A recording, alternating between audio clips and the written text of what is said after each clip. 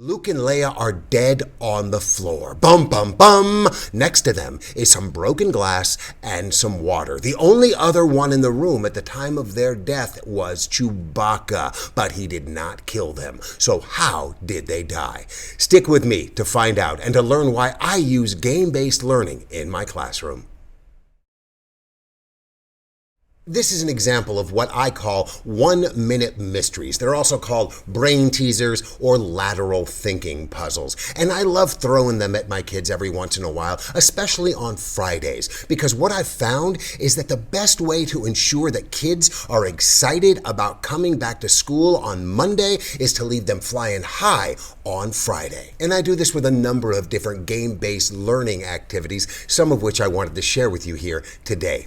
The reason I like 1-minute mysteries or brain teasers or lateral thinking puzzles so much, first of all, is because they sharpen your thinking. Just like working out in a gym, your brain is a muscle, and without constant challenge, without constant sharpening, it's gonna get flabby and weak. Students are in need of these workouts, of these mental challenges, especially after the year we've just come through, which involved hour after hour after hour, you know it did, of staring into screens, either YouTube videos or playing Minecraft or mashing Xbox controllers and whatnot. And look, don't get me wrong, I absolutely believe that there's cognitive value in playing video games. But after hour upon hour upon hour of doing the same thing, you really need to change it up, because you're just going to go on an autopilot eventually, even if the game is challenging. And so you need to put a mix of different activities to challenge yourself upstairs, from Sudoku puzzles to jigsaw puzzles,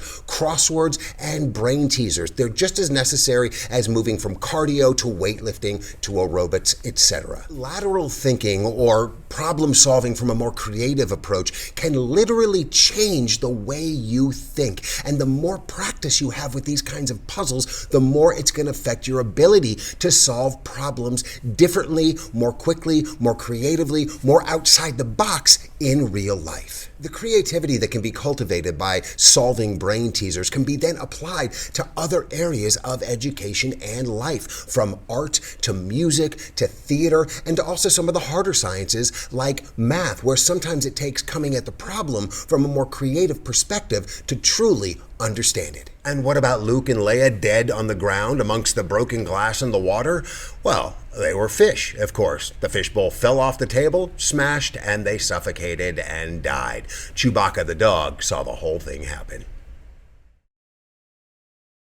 I'm also a big fan of the escape room, and you can find tons of lesson plans and templates out there for escape rooms tied to all kinds of subjects and multiple grade levels. I actually did an online ELA escape room with my students this year, and it was one of the most successful assignments I gave them, and one of the times I believe they were most engaged. I put them all into breakout rooms, and I gave them a series of puzzles they would need to solve in order to escape the room. And then I was sending them a few messages in chat, broadcasting to all, and the last chat message I sent them said, "Please let me know if you need any help, otherwise I will z, z, z, z, z, z, z, z, z, z." And then I just let it hang there for a couple of minutes.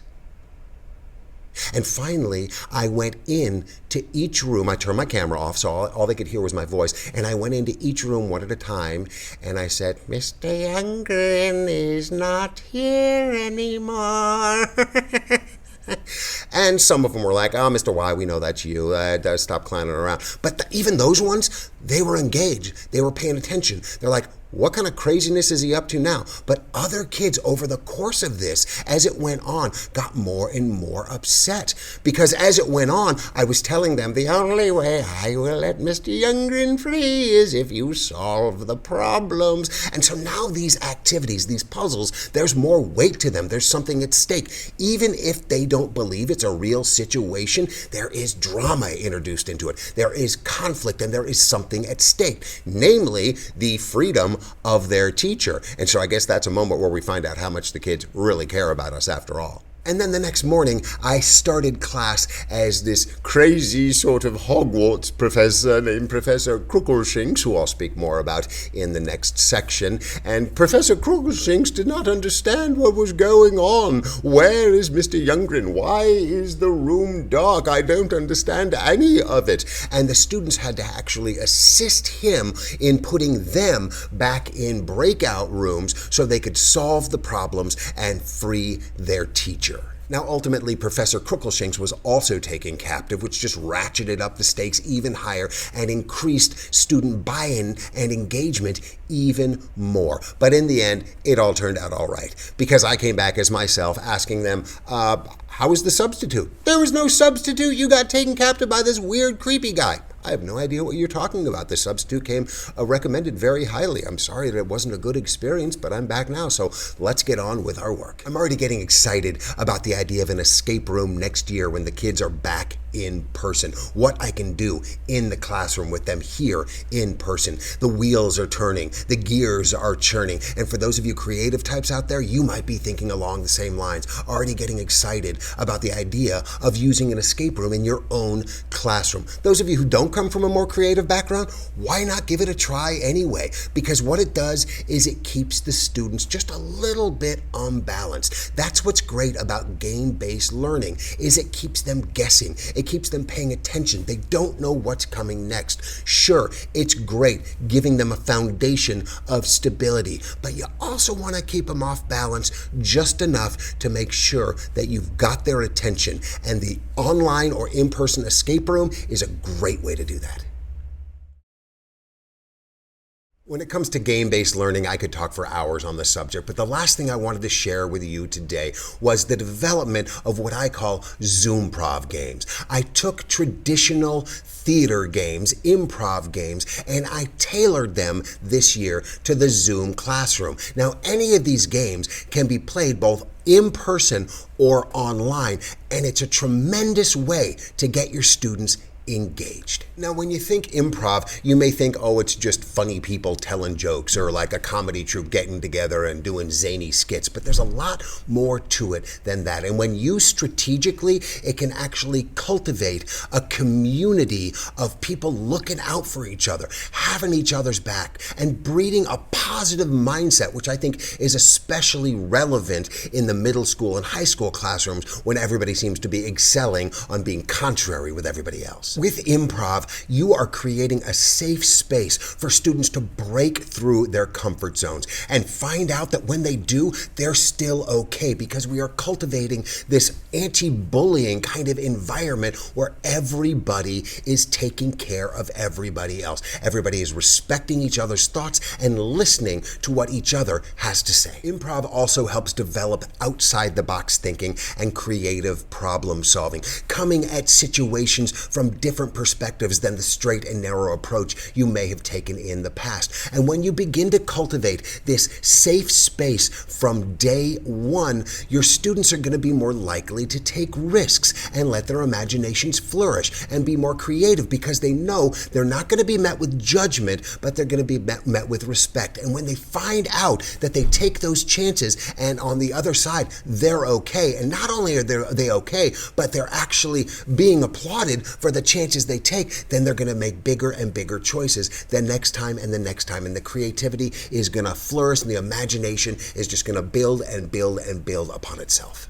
Improv is also a multi-sensory experience, and it improves things like effective listening, communication, public speaking skills, and working together as a team. Improv, and especially pantomime, can also be beneficial for students who have motor skill challenges, as it allows them to communicate in a way that best suits their ability. And again, once they're met with people who are supporting them and encouraging them, it's only going to strengthen their communication skills even more. Look, I understand how important curriculum is and that it can't just be all singing songs and playing games all day, every day.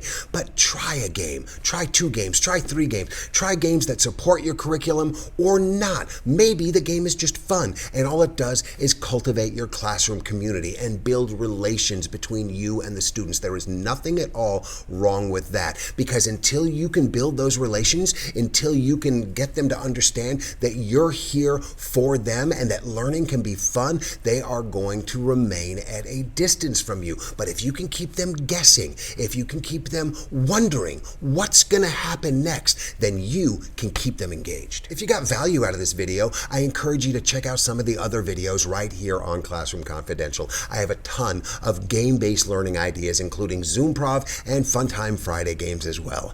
Thanks for watching. Be well, stay safe, take care of yourselves, and take care of someone else. We'll talk to you soon. Bye-bye. And what about Luke and Leia dead on the ground amongst the broken glass and the water? Well, they were fish, of course. The fishbowl fell off the table, smashed, and they suffocated and died. Chewbacca the dog saw the whole thing happen.